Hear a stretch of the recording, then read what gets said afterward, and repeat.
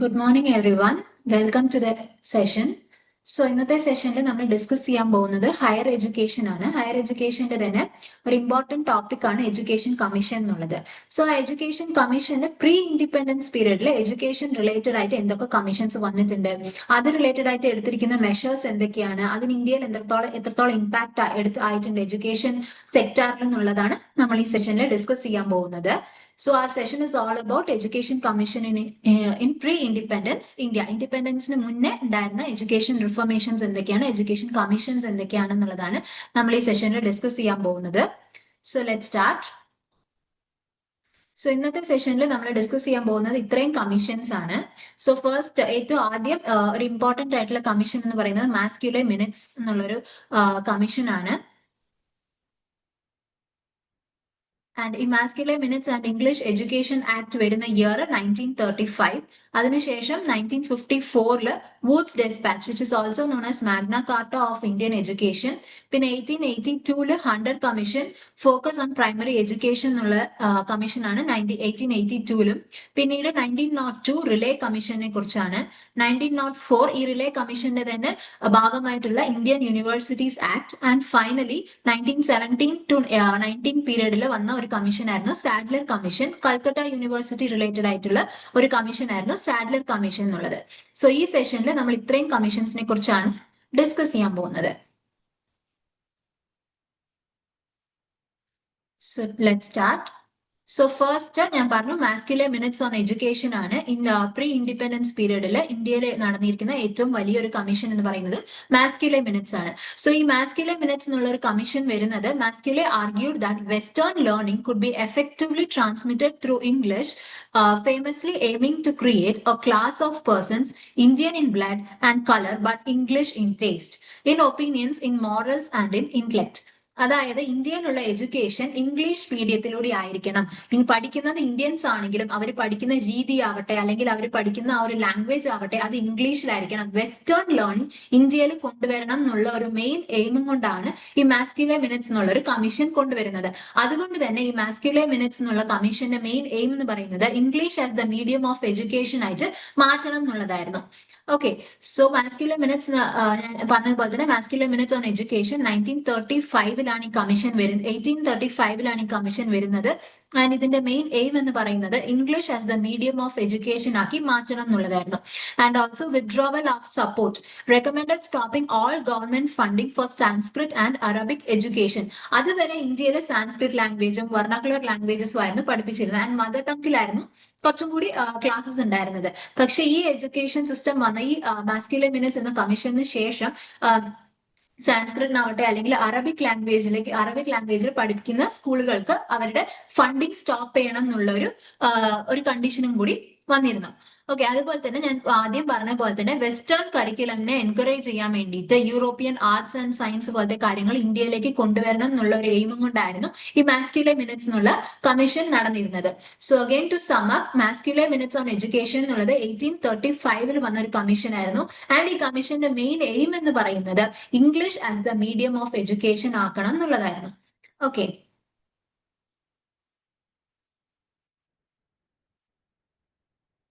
So ഇതിന്റെ ഭാഗമായിട്ട് വന്നതായിരുന്നു ഇന്ത്യൻ എഡ്യൂക്കേഷൻ ആക്ട് എന്നുള്ളത്. ഈ മാസ്ക്യുലർ മിനിറ്റ്സിന്റെ കമ്മീഷൻ നടന്നതിന് ശേഷം പാസ്സാക്കിയ ഒരു ആക്ട് ആയിരുന്നു ഇന്ത്യൻ എഡ്യൂക്കേഷൻ ആക്ട്. സോ ഞാൻ മുന്നേ പറഞ്ഞതുപോലെ തന്നെ ഈ മാസ്ക്യുലർ മിനിറ്റ്സിന്റെ മെയിൻ എയിം ആയിട്ട് വന്നിരുന്നത് റെക്കമെൻഡേഷൻ ഓഫ് ഇംഗ്ലീഷ് എഡ്യൂക്കേഷൻ ഇന്ത്യയിലെ പ്രൈമറി ലാംഗ്വേജ്, ഫസ്റ്റ് ലാംഗ്വേജ് ആയിട്ട് ഇന്ത്യയിൽ ഇംഗ്ലീഷ് ഇംപ്ലിമെന്റ് ചെയ്യണം എന്നതും അതിന്റെ ഭാഗമായിട്ട് വന്നതായിരുന്നു ഡീഫണ്ട് സാൻസ്ക്രിറ്റ് ആൻഡ് പേർഷ്യൻ ലാംഗ്വേജസ്. അപ്പൊ അതിന് മുന്നേ വരെ ഇന്ത്യൻ സ്കൂൾസിലാവട്ടെ അല്ലെങ്കിൽ ഇന്ത്യൻ എഡ്യൂക്കേഷൻ സിസ്റ്റമിലാവട്ടെ സാൻസ്ക്രിറ്റും പേർഷ്യനുമായിരുന്നു ഏറ്റവും അധികം പഠിപ്പിച്ചിരുന്ന ഒരു ലാംഗ്വേജ് എന്ന് പറയുന്നത്. പക്ഷെ ഇതിനുശേഷം ഈ ഇംഗ്ലീഷ് മീഡിയം ഓഫ് എഡ്യൂക്കേഷനെ എൻകറേജ് ചെയ്യാൻ വേണ്ടിയിട്ടും അതിനെ കൂടുതൽ എക്സിസ്റ്റൻസിലേക്ക് കൊണ്ടുവരാൻ വേണ്ടിയിട്ടും സാൻസ്ക്രിറ്റ് ആൻഡ് പേർഷ്യൻ സ്കൂൾസിനുള്ള ഗവൺമെന്റ് സപ്പോർട്ടിനെ കുറയ്ക്കുകയാണ് ചെയ്തത്. ആൻഡ് അവരിലേക്ക് പോകുന്ന ഫണ്ടിനെ ഫുള്ളായിട്ട് നൃത്തം ചെയ്തിരുന്നു. So English for administration and official functions കാര്യങ്ങൾക്ക് പോലും, അതായത് ഒഫീഷ്യലായിട്ട് എടുക്കുന്ന ഡെസിഷൻസ് ആവട്ടെ അവിടുത്തെ മീറ്റിംഗ്സ് ആവട്ടെ എല്ലാം ഇംഗ്ലീഷിലായിരിക്കണം എന്നുള്ള ഒരു റൂളും കൂടി കൊണ്ടുവരികയായിരുന്നു.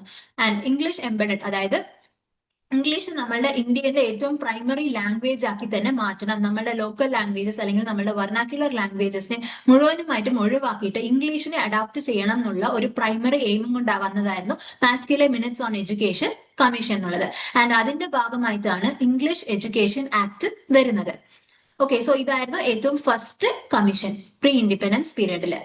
പിന്നീട് വന്ന ഒരു ആക്ട് ആയിരുന്നു വൂഡ്സ് ഡെസ്പാച്ച്. ഇത് ഇന്ത്യൻ എഡ്യൂക്കേഷൻ കമ്മീഷൻസിന്റെ തന്നെ ഏറ്റവും ഇമ്പോർട്ടന്റ് ആയിട്ടുള്ള എഡ്യൂക്കേഷൻ കമ്മീഷൻ ആണെന്ന് വേണമെങ്കിൽ പറയാം.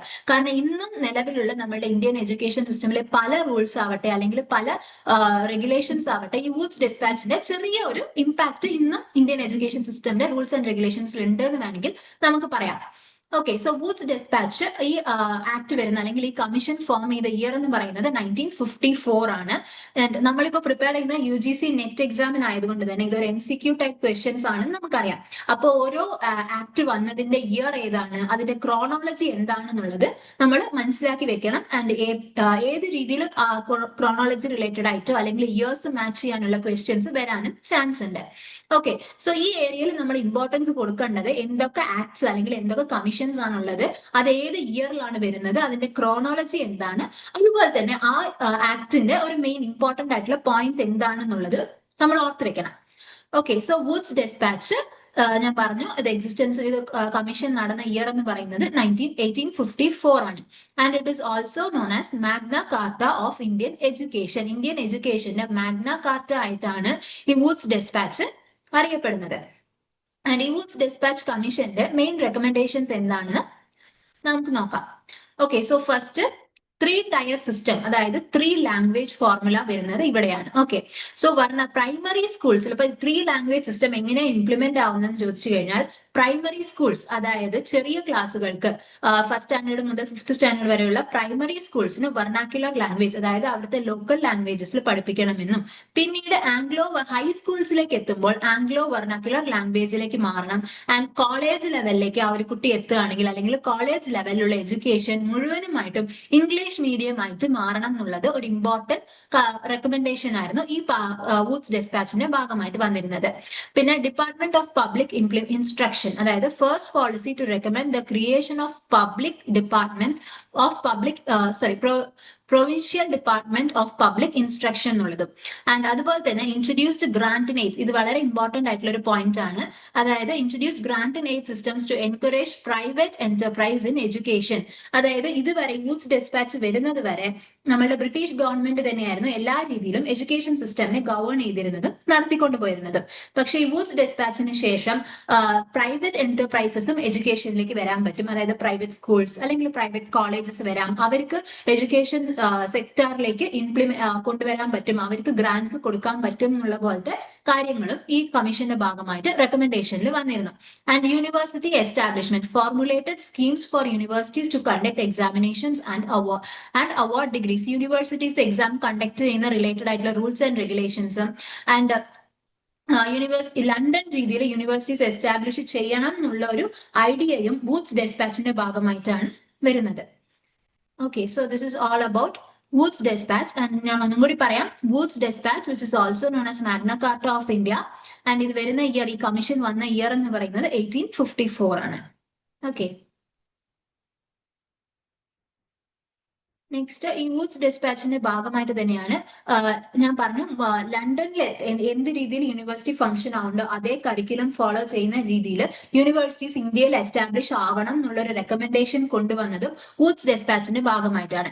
ആൻഡ് അതിന്റെ റിലേറ്റഡ് ആയിട്ടാണ് ഇന്ത്യയിൽ ഫസ്റ്റ് 3 യൂണിവേഴ്സിറ്റീസ് എസ്റ്റാബ്ലിഷ് ചെയ്യുന്നത്. സോ ഫസ്റ്റ് വന്നൊരു യൂണിവേഴ്സിറ്റി ആയിരുന്നു കൽക്കട്ട യൂണിവേഴ്സിറ്റി, പിന്നീട് ബോംബെ ആൻഡ് ലാസ്റ്റ് മദ്രാസ്. ഇത് ഇതേ ഓർഡറിൽ തന്നെയാണ് ആ യൂണിവേഴ്സിറ്റീസ് എസ്റ്റാബ്ലിഷ് ചെയ്തിരുന്നത്. എല്ലാത്തിന്റെ ഇയർ 1957 ആണെങ്കിലും കൽക്കട്ട, ബോംബെ, മദ്രാസ് എന്നുള്ള ഓർഡറിലാണ് യൂണിവേഴ്സിറ്റീസ് എസ്റ്റാബ്ലിഷ് ആയിരുന്നത്. Okay, so Wood's despatch directly led to the founding of India's first 3 universities, a landmark exam fact. This dispatch emphasized the diffusion of European arts, science, philosophy and literature through English as the primary language. ഞാൻ പറഞ്ഞു London model, university of ലണ്ടന്റെ മോഡലിലാണ് ഈ universities കൊണ്ടുവരപ്പെട്ടിരുന്നത്. അതുകൊണ്ട് തന്നെ അവിടുത്തെ teaching style ആവട്ടെ, അല്ലെങ്കിൽ അവിടുത്തെ curriculum ആവട്ടെ, എല്ലാം ഒരു യൂറോപ്യൻ സ്റ്റൈൽ, അവിടുത്തെ സയൻസ്, ഫിലോസഫി, വെസ്റ്റേൺ ലേണിംഗിനെ എൻകറേജ് ചെയ്യുന്ന രീതിയിലായിരുന്നു ഈ യൂണിവേഴ്സിറ്റിയിൽ കരിക്കുലം ഫ്രെയിം ചെയ്യപ്പെട്ടിരുന്നത്. ആൻഡ് എക്സാംസ് കണ്ടക്ട് ചെയ്തിരുന്നതും ഡിഗ്രീസ് കൊടുക്കുന്നതും ഇതേ രീതിയിൽ തന്നെയായിരുന്നു. Okay, so laid ground work for the modern Indian higher education. ഞാൻ ഫസ്റ്റ് തന്നെ പറഞ്ഞു, യൂത്ത് ഡെസ്പാച്ചിൽ ഉണ്ടായിരുന്ന ഒരുപാട് റെക്കമെൻഡേഷൻസ്, അതിന്റെ ഇമ്പാക്ട് ഇന്നും നമ്മളുടെ ഇന്ത്യൻ എഡ്യൂക്കേഷൻ സിസ്റ്റമിൽ ഉണ്ട്. സോ ഇതായിരുന്നു ഒരു മോഡേൺ ഇന്ത്യൻ ഹയർ എഡ്യൂക്കേഷന് ഒരു ഗ്രൗണ്ട് വർക്ക്, അല്ലെങ്കിൽ അതിന്റെ ഒരു ബേസ് എന്ന് പറയുന്നത് ഈ യൂത്ത് ഡെസ്പാച്ച് തന്നെയാണെന്ന് നമുക്ക് പറയാം.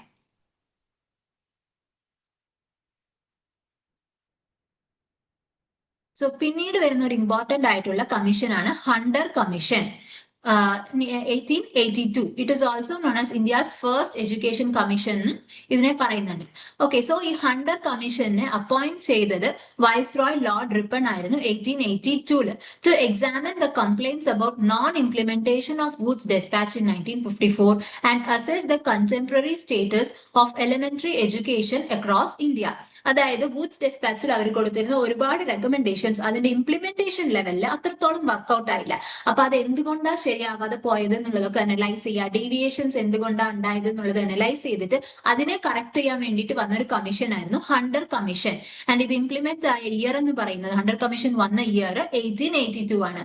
സോ ഇതിന്റെ പ്രൈമറി ഫോക്കസ് എന്ന് പറയുന്നത് improving primary and secondary education, primary and secondary എഡ്യൂക്കേഷൻസിനെ ഇംപ്രൂവ് ചെയ്യാൻ വേണ്ടിയിട്ടും, അതുപോലെ തന്നെ എഡ്യൂക്കേഷൻ സെക്ടറിനെ ഒന്നും കൂടി എക്സ്പാൻഡ് ചെയ്യാനും, എല്ലാവർക്കും എഡ്യൂക്കേഷൻ കിട്ടണം എന്നുള്ള ഒരു ഐഡിയയും കൊണ്ടാണ് ഈ ഹണ്ടർ കമ്മീഷൻ വരുന്നത്.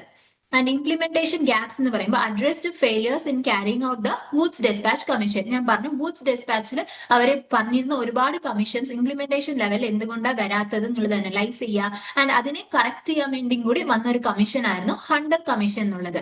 സോ ഇതിന്റെ പ്രൈമറി ഫോക്കസ് എന്ന് പറയുന്നത് എന്താണ്, പ്രൈമറി ആൻഡ് സെക്കൻഡറി എഡ്യൂക്കേഷനെ ഇംപ്രൂവ് ചെയ്യുക ആൻഡ് എല്ലാ സ്റ്റുഡൻസിനെയും സ്കൂളിലേക്ക് വരുത്തുക എന്നുള്ളതും കൂടി ഇതിന്റെ ഒരു പ്രൈമറി എയിം ആയിരുന്നു. ആൻഡ് ഇവിടെ നമ്മൾ ഇമ്പോർട്ടന്റ് ആയിട്ട് ഓർത്ത് വെക്കേണ്ട പോയിന്റ്, ഹണ്ടർ കമ്മീഷൻ അപ്പോയിന്റ് ചെയ്തത് വൈസ്രോയ് ലോർഡ് റിപ്പൺ ആയിരുന്നു. ആൻഡ് ഇംപ്ലിമെന്റ് ചെയ്യപ്പെട്ട ഇയർ എന്ന് പറയുന്നത്, അല്ലെങ്കിൽ കമ്മീഷൻ വന്ന ഇയർ 1882 ആണ്. ഓക്കെ,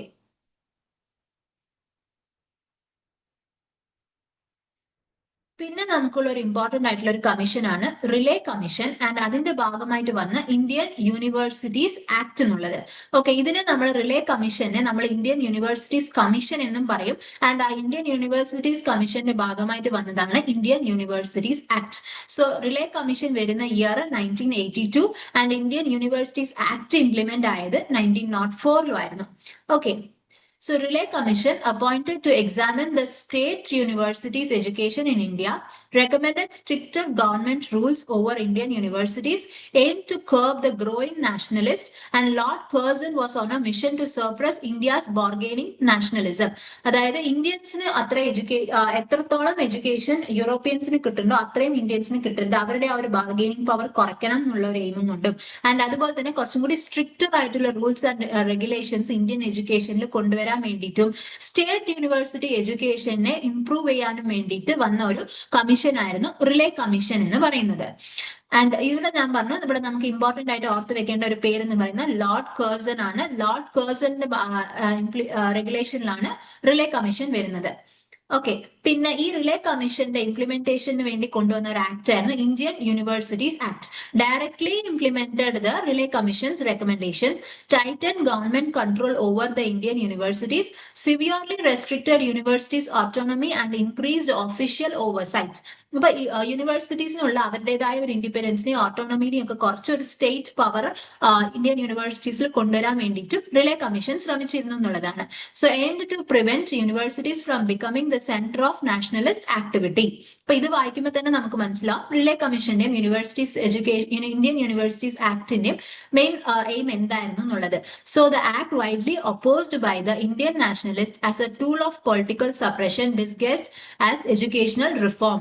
അപ്പൊ ഇന്ത്യൻ പൊളിറ്റിക്കൽ ആ ഒരു ടൈം എന്ന് പറയുന്നത് നമ്മളുടെ ഇൻഡിപെൻഡൻസിന് ഒരുപാട് പ്രൊട്ടസ്റ്റ് നടന്നിരുന്ന ഒരു പീരീഡ് ആയിരുന്നു. അപ്പൊ ആ ഇന്ത്യൻ നാഷണലിസ്റ്റിനെ യൂണിവേഴ്സിറ്റീസിനും പ്രിവെന്റ് ചെയ്യാനും എഡ്യൂക്കേഷൻ റിഫോം നടക്കാതിരിക്കാനും കൂടിയിട്ട് വന്ന ഒരു കമ്മീഷൻ ആയിരുന്നു relay commission and Indian universities act എന്ന് പറയുന്നത്.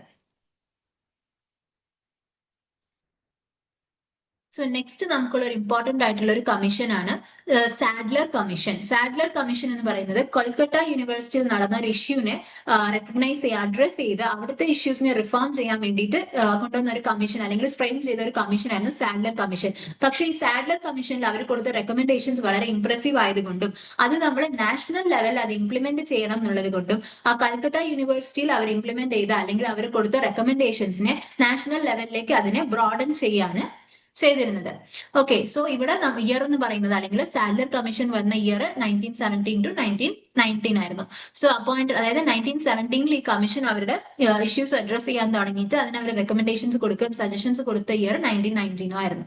Okay, so appointed in 1917 to enquire into the conditions and prospects of universities of Calcutta, an inquiry that was a reality national wide in scope affecting the entire structure of Indian universities education. ഇപ്പൊ ഞാൻ മുന്നേ പറഞ്ഞതുപോലെ തന്നെ university of കൽക്കട്ടയിൽ ഉണ്ടായിരുന്ന ഇഷ്യൂസിനെ address ചെയ്യാൻ വേണ്ടിയിട്ടായിരുന്നു ഏറ്റവും ആദ്യം സാഡ്ലർ കമ്മീഷൻ അപ്പോയിന്റ് ചെയ്യപ്പെട്ടിരുന്നത്. പക്ഷെ പിന്നീട് അവിടെ അവർ നടത്തിയ എൻക്വയറിയും അത് കാരണം അവർക്ക് ഉണ്ടായ ഒരു റിയാലിറ്റി ചെക്കും കാരണം ഇന്ത്യൻ യൂണിവേഴ്സിറ്റി എഡ്യൂക്കേഷനെ തന്നെ മാറ്റുന്ന രീതിയിലായിരുന്നു ഈ സാഡ്ലർ കമ്മീഷൻ പിന്നീട് ഇവോൾവ് ആയി വന്നിരുന്നത്. ഓക്കെ, സോ പേര് പറയുന്ന പോലെ സാഡ്ലർ കമ്മീഷൻ അദ്ദേഹം തന്നെയായിരുന്നു എം.ഇ. സാഡ്ലർ എന്നുള്ള പേഴ്സൺ തന്നെയായിരുന്നു ഇതിന്റെ പ്രസിഡന്റ് ആയിട്ട് ഉണ്ടായിരുന്നത്. Who was the vice chancellor of the universities of Leeds. പിന്നെ ഞാൻ പറഞ്ഞു ഈ യൂണിവേഴ്സിറ്റീസ് ഈ സാഡ്ലർ കമ്മീഷൻ അപ്പോയിന്റ് ചെയ്യപ്പെട്ടത് 1917 പിന്നീട് അവരുടെ റിപ്പോർട്ട് സബ്മിറ്റ് ചെയ്ത ഇയർ എന്ന് പറയുന്നത് മാർച്ച് 18 1919 ആയിരുന്നു. ഓക്കെ, സോ ഇനി നമുക്ക് ഇതിന്റെ മെയിൻ റെക്കമെൻഡേഷൻസ് എന്താണെന്ന് നോക്കാം.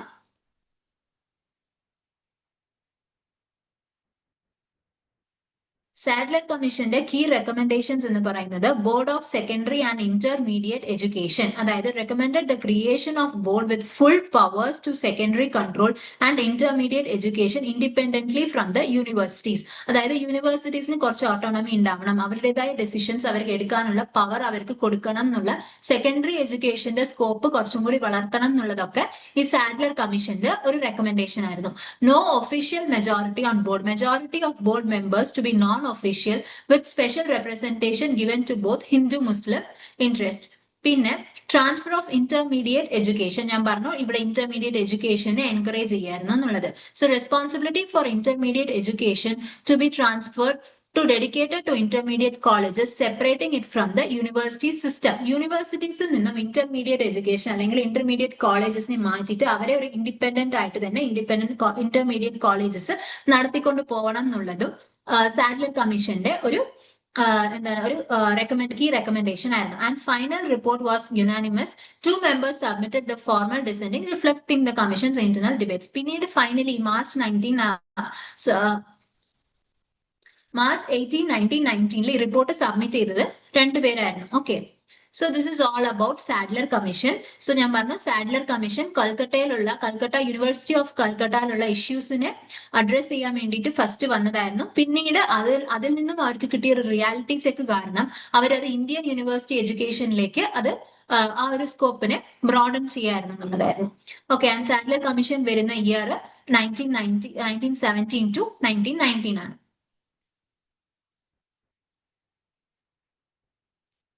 So this is all about today's session. അപ്പൊ നമ്മൾ ഇന്നത്തെ സെഷനിൽ നോക്കിയത് നമുക്കൊന്നും കൂടി റിവൈസ് ചെയ്ത് പോവാം. Okay, so first Macaulay's minute ആയിരുന്നു നമ്മൾ ഡിസ്കസ് ചെയ്തിരുന്നത്. മാസ്ക്യുലർ മിനിറ്റ് വരുന്ന ഇയർ 1985 ലോർഡ് മാക്യുലെ ആയിരുന്നു ഇതിന്റെ കീ പേഴ്സൺ എന്ന് പറയുന്നത്. സോ ഈ മെയിൻ കോർ കോൺട്രിബ്യൂഷൻ അല്ലെങ്കിൽ കോർ റെക്കമെൻഡേഷൻസ് മാക്യുലർ മിനിറ്റ്സിന്റെ കോർ റെക്കമെൻഡേഷൻസ് എന്ന് പറയുന്നത് English as the medium of education ആക്കി മാറ്റണമെന്നും സാൻസ്ക്രിറ്റ് ആൻഡ് അറബിക് വേണ്ട ഫണ്ടിങ് നിർത്തണം എന്നുള്ളതുമായിരുന്നു. ഓക്കെ, സോ അപ്പൊ മാക്യുലർ മിനിറ്റ്സ് എന്ന് കാണുമ്പോൾ തന്നെ നമുക്ക് ഓർമ്മ വരുന്ന 2 കാര്യം, അത് ഇംപ്ലിമെന്റ് ആയ ഇയർ അല്ലെങ്കിൽ ആ ഒരു കമ്മീഷൻ വന്ന ഇയർ 1935 ആണെന്നും English as the medium of education ആയിട്ട് അത് ഇമ്പോർട്ടൻസ് കൊടുത്തു എന്നുള്ളത് വരെ. പിന്നെ അതിന്റെ ഭാഗമായിട്ട് വന്നതാണ് ഇന്ത്യൻ എഡ്യൂക്കേഷൻ ആക്ട് എന്നുള്ളത്. So legalised the shift to English medium education, legally Indian education English മീഡിയമിലേക്ക് ഇന്ത്യൻ എഡ്യൂക്കേഷൻ മാറി എന്നുള്ളതാണ്. ഓക്കെ, പിന്നെ വുഡ്സ് ഡെസ്പാച്ച് 1954 വരുന്നത്. It is known as the Magna Carta of Indian education. 3-tier system ആണ് Wood's ഡെസ്പാച്ചിന്റെ main recommendation ആയിട്ടുള്ളതും. And Wood's ഡെസ്പാച്ചിന്റെ ഭാഗമായിട്ടാണ് university of Calcutta, Bombay and Madras വരുന്നതും.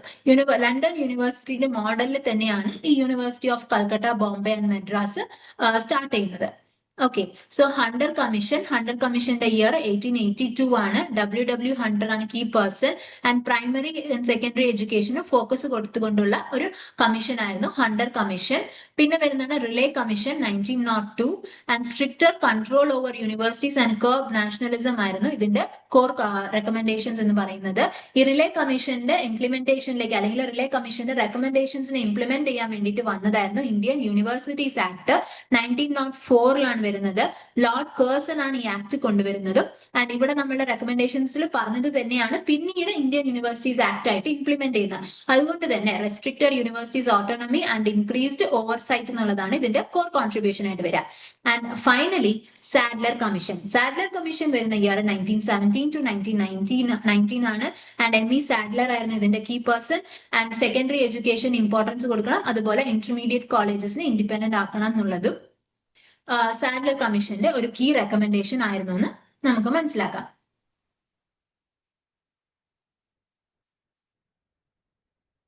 ഓക്കെ, സോ ഇതിന്റെ ഇയർ ആൻഡ് ക്രോണോളജി വളരെ ഇമ്പോർട്ടന്റ് ആണ്, അത് നല്ലോണം നോക്കി വെക്കാം.